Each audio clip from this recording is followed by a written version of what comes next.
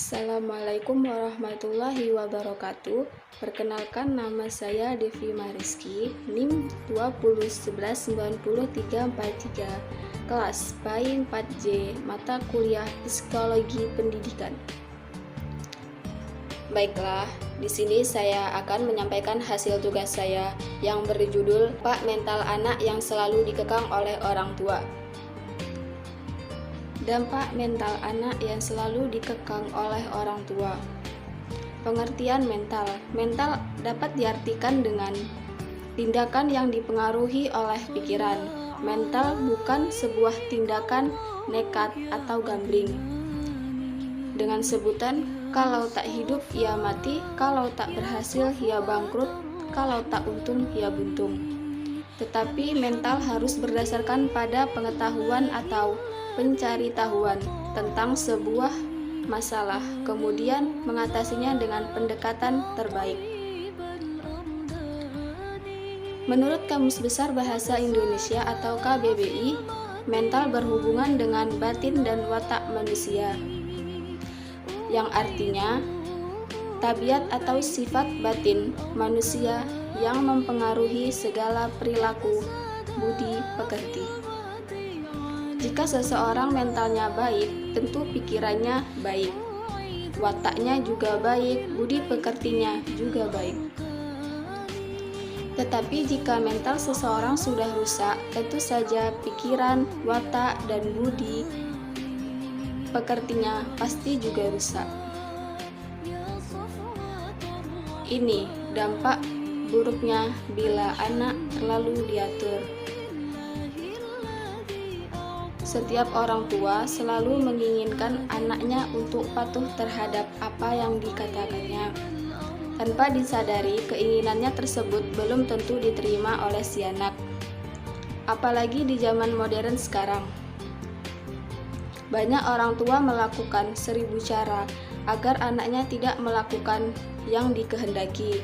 Namun, seiring dibuatnya peraturan tersebut, tanpa melakukan diskusi terlebih dahulu dengan si anak tersebut.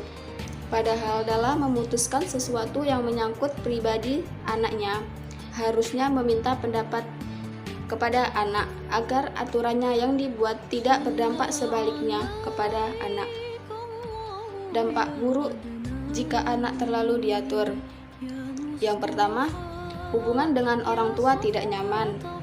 Jika anak terus-menerus ditekan, dituntut keinginan orang tuanya, akan membuat si anak berbohong, munculnya kebencian seorang anak kepada orang tuanya.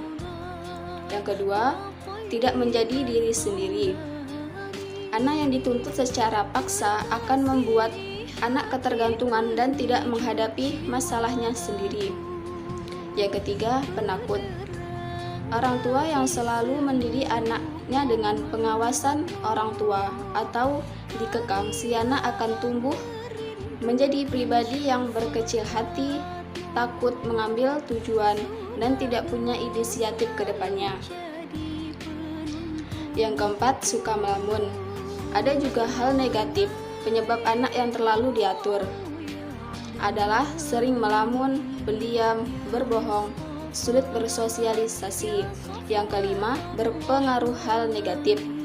Jika anak yang masih labil dan tidak dikekebali oleh pendidikan yang kuat, akan membuat hasrat untuk melampiaskan kekesalan yang ada di pikirannya ketika berada di luar rumah. Apapun itu akan dilakukan oleh anak tersebut. Yang keenam, sulit bersosialisasi. Orang tua yang mengekang pergaulan si anak, baik di masyarakat, teman, akan membuat anak takut atau kaku. Hal ini seperti membuat terpengaruhnya ke pertumbuhan pada pribadi anak sampai dewasa. Yang ketujuh, individualis. Jika terlalu dikekang oleh orang tuanya, maka anak akan menghabiskan waktunya untuk sendiri karena susah untuk bersosialisasi ke lingkungan, tempatnya, dan susah untuk mendapatkan teman. Sifat individualisme akan membuat si anak memiliki sifat egois. Dan yang terakhir, kemampuan tidak berkembang.